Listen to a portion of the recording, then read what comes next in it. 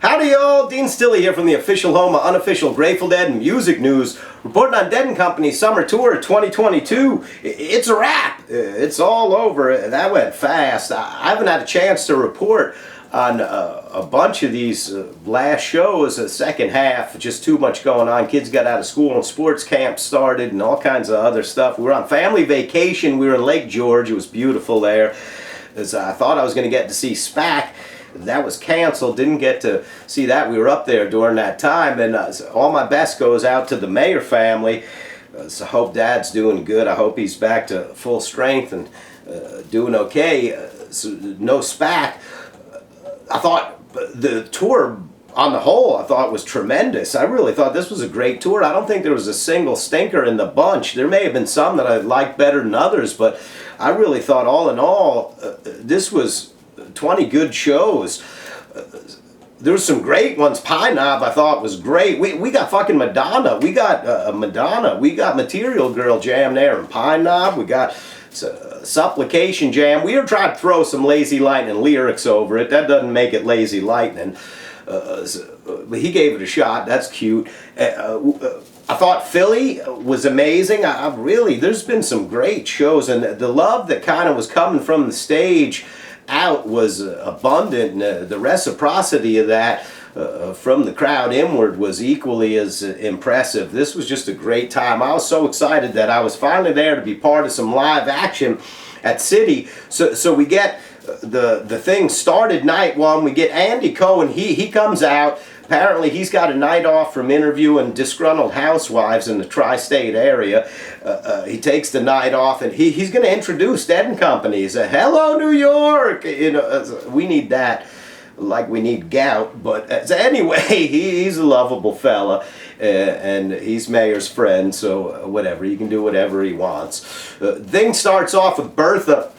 I'm in my glory now because I'm finally in the midst of some live action. We had this group around us, had to be 20 of us, just wonderful friends that we've been doing this thing together for a long time. As I was there with everybody, just having a blast. I look up there, Weir's up there, he's like Yoda, he's just clanging away. It's adorable.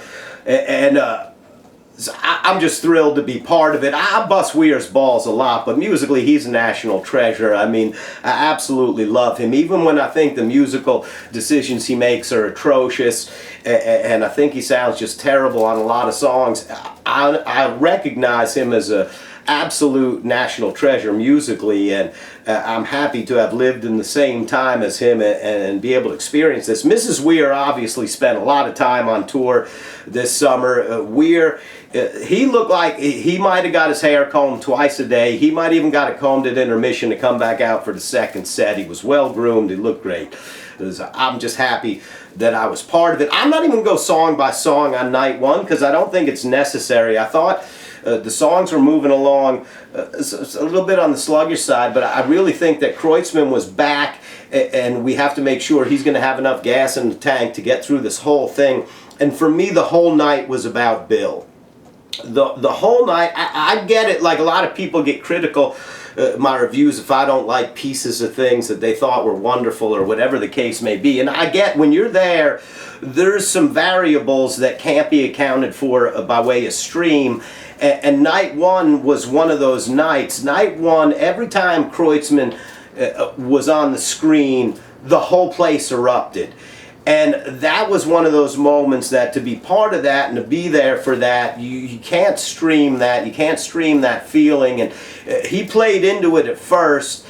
So by the time Standing on the Moon came around, he got a huge ovation, probably for the last time of the night that he was like on that on the big screen shot. He was choking up, and it made me choke up. Really, the amount of love that got poured, rightfully so, towards Billy, just that's what the whole night was about for me. I was grateful that I could be there and be able to chip my piece of love into that giant cloud of love and support that was heading in Bill's direction the entire night. That for me was worth everything it took to get there.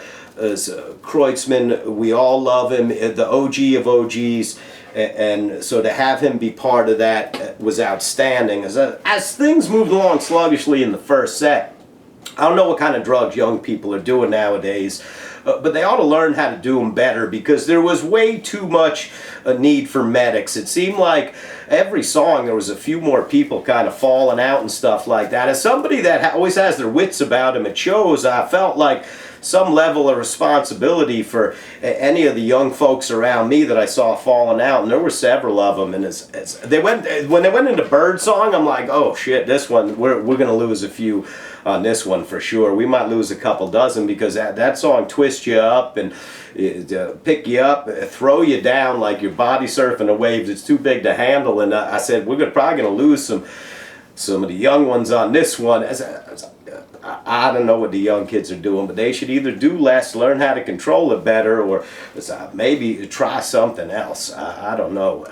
Anyway, you know who I didn't have to help all night? Old hippies. I didn't have to help them. The Grateful Dead seem one of the few places around. The older you are, the cooler you are. I think that's why some of us geezer leaguers love it there so much. So anyway, funny, the Birdsong, it didn't even get finished before Don't East started. That was one of those little moments there in night one. They were trying to get the last verse out, and Mayer just, Don't East, Don't East. We were in the middle of that. That woke a lot of people up that probably needed waking at that time. So anyway, night one for me was all about Kreutzmann. I don't really care what they played or how they played it. The whole thing there, it's funny. For me, I thought it was just okay. I didn't think it was great, but a lot of people around me and people I talked to afterwards thought it was absolutely outstanding. I thought a lot of the jams were a bit disconnected and didn't move along with a whole lot of power. Sugary, I was waiting for that to really take off. It seemed like it just got stuck in third gear. It didn't seem like it ever really, so I was waiting for the ascent. I'm not sure it ever came. Anyway, it wasn't about that. It was a night for Kreutzmann, and for that I'm truly grateful that I was in attendance. Wouldn't trade it for anything. So we get to night two. Here we go, night two. Now my expectations are high, because we got Bill in the groove. He's still back there. He's gonna finish this tour out with us. We get to night two. They open up, play, and we get right to play, and Mayer, he's making the faces. Mayer's making the faces, and when Mayer gets funky on the faces, usually good shit's going on, and indeed it was through playing in Uncle John's. Those jams were a lot of fun to me. You get another Mr. Fantasy, Hey Jude, which I loved. One of the good things about not catching too many shows live on a tour is everything you do catch there, you're catching for the first time. So I absolutely loved it. Still I was hoping in New York that Weir was going to embellish the Hey Jude, as we didn't get that. I was waiting for it. I wonder what happened the last time. They gave that one a go at some point in the proceedings here, and then they haven't played it again. I thought it was a great tune. That one came out once, I think, and then that was it. Anyway, Ramble on Rose, you know you're going to get that when you're in New York. I refuse to cheer when they say just like New York City, unless I'm someplace other than New York. So Brown Eyed Women's always going to be an exceptional jam. They close it with Jackstraw. During Jackstraw, I had to go to the bathroom. I had to beat the lines. I can't deal with the lines and the craziness of stadium shows, so I kind of danced my way to the bathrooms, and I figured as long as you get back before Jackstraw, he cuts his buddy down, as long as you can get back for that at the end of that, you're usually in pretty good shape. So I hated making a bathroom run during Jackstraw. It certainly isn't a bathroom song, but I had to do it. Anyway, came back and was hoping it was going to really take off. It was all good. To me, the first set was all good. I have no complaints. We're having a great time surrounded by the people we love, listening to the music we love. Second set comes around, you got the jam, you know right away that jam's going to be trucking. And indeed it is. You get the Wang Dang Doodle. We hadn't heard that in quite some time. These guys tried that a few years back, and haven't heard it in a while, so that was added to the set list. That wasn't on there originally. They added Wang Dang Doodle. I thought that was a great jam. Then they go into Scarlett. During Scarlett, I mean, those jams just they got intense. There was a piece there in that little transitional kind of jam where John and Jeff were just playing like musical frisbee with pieces of their soul. The exchange between them during that transition was outstanding, and then it ends up transitioning into Franklin's. Now this is funny because since Boston in '91 when they did the Help Slip Fire, I was hoping the next night they were going to do Scarlett Franklin's, and we never did get a Scarlett Franklin, so I was just stoked that we got Scarlett Franklin's. You know, I'm not a huge fan of breaking up the classics, but since Help Slip Fire in '91, I always was hoping they were going to follow that up with Scarlett Franklin's, and here we go, we got it. We get Scarlett Franklin's, and that's a great time. The Franklins was a ton of fun. We were dancing as hard as we could. This show, I mean, we were losing weight. We were burning calories like crazy. I lost weight during this show. I was dancing so hard. And I'm going to tell you, I could be sometimes talk about songs that I may or may not have liked, but if you see me while I'm listening to those songs, you'll think I think it's the best song ever, because I'm always going to be dancing my ass off and having a blast. And indeed, we were losing weight. Night 2 at City, we were dancing so hard.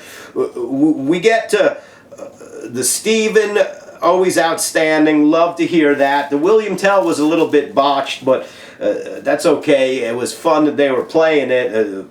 Outstanding throughout. We get to the 11. It's funny. People say, you know, Weir, he never forgets any words to the 11. And sometimes I wonder, is that because none of us really know the words to the 11? We wouldn't know. I personally wouldn't know if he screwed up or not, because I don't know all those words. So he could screw up all he wants. I would think it's just exactly perfect, because I can't sing along with that one myself, if I'm being honest.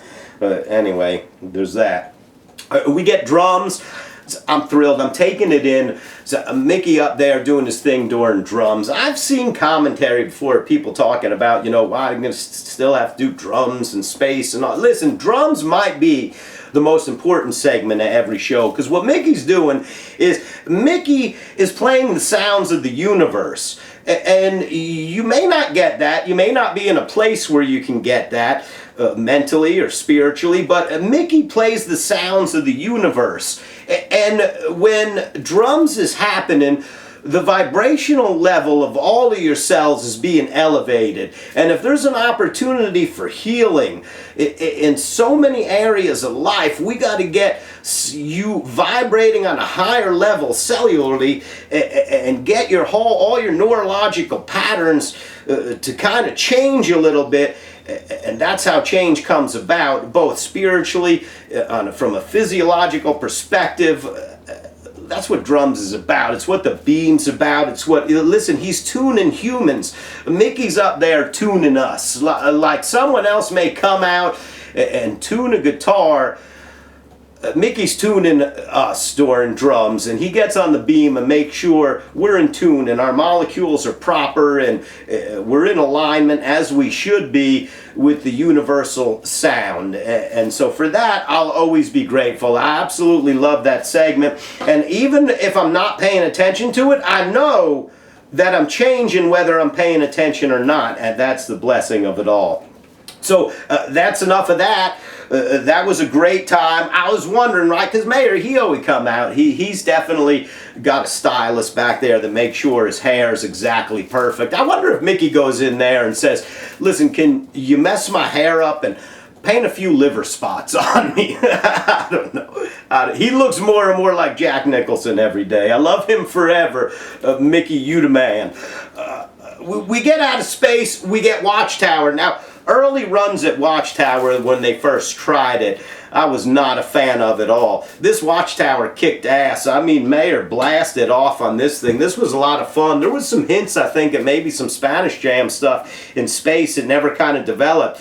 But coming out of space, they're going into Watchtower, and you get the perfect amount of raindrops are falling. There's not a lot of them, just the perfect amount. It was the perfect amount of rain to kind of cool you off. Every time a breeze came through that place, it was sent from the heavens, and the most refreshing feeling on earth. And there we go, they dropped the Watchtower. The Watchtower was furious. I mean, Mayor on Watchtower was everybody was killing it throughout. This is just a good time had by all. Earlier Watchtowers I didn't like. I noticed Weir, he's given up on some of the awkward spacing between verses. It's the spaces are getting shorter and shorter, and I think because of it, the songs are getting better and better. So that's what I thought about Watchtower. I thought it was a great jam. You get the Do. I'm always going to love the Do. Absolutely took in every single moment of that. You never know when it's going to be your last personally or with the band or anything else like that. There's any number of things that can happen that might make that the last experience you ever have like that. And I listened accordingly. I experienced that Do as if it was the last one I may ever get to hear in that setting, in that big music setting from these guys. And I said, not that it is, but just in case. I mean, do that all the time.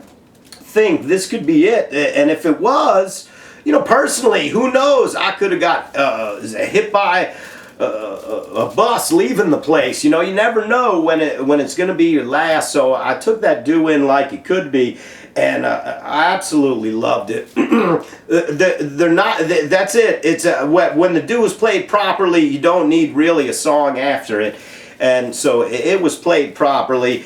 It just took me to so many different places. You know, I referenced so many different locations where I had experienced this in times gone by. And it was just an emotional moment for me, just thinking of my favorites and thinking of all the times I sat in venues and I listened to that and I had that same experience or a similar experience. There's nothing like that in the whole world for me personally. So they're not leaving the stage for the encore. It's too much unnecessary walking. Weir's voice seemed to be kind of shot. I think that it's been a long tour. He'd been singing hard and singing a lot.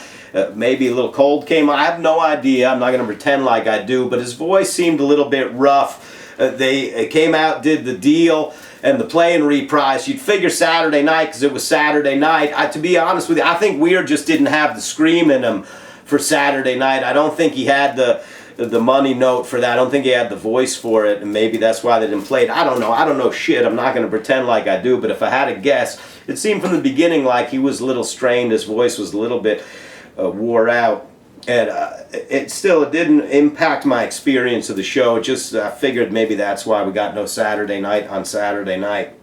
You get Deal. That's a great way. Take the encore. Deal. I'll take Deal anytime as an encore. Play and reprise ends the tour. A great tour, a great night of music. This is what it's all about. Shared with people I love, in an environment I love, all in a spirit of complete and total love. It was just that kind of weekend. What more could you ask for? This, to me, was probably the best tour since maybe 2017 or something. I don't know. For different people, they might have different experiences, all kinds of different tours and shows, and I'm never a best ever type of guy. I get that for a lot of people, having the best night is a lot of accumulation of a lot of different things. The music kind of matches up with the environment and the people you're with and the vibe and your seats and your area and the people around you. All that stuff can either rapidly accelerate or at times detrimentally impact your experience of things. You get a bunch of drunks talking the whole show next to you.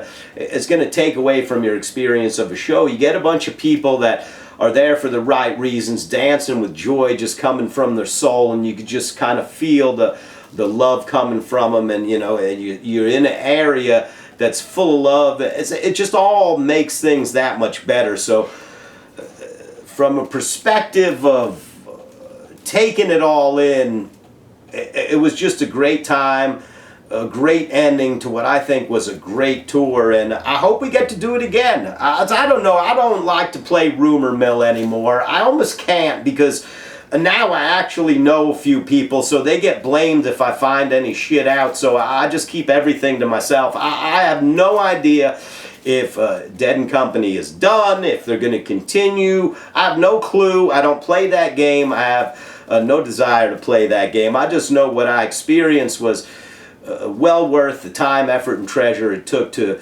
get there and experience it, and I couldn't be happier that I got to have that experience on what was an outstanding tour in my opinion. So there we are. It's a wrap. Until next time, I love you forever. Spread love.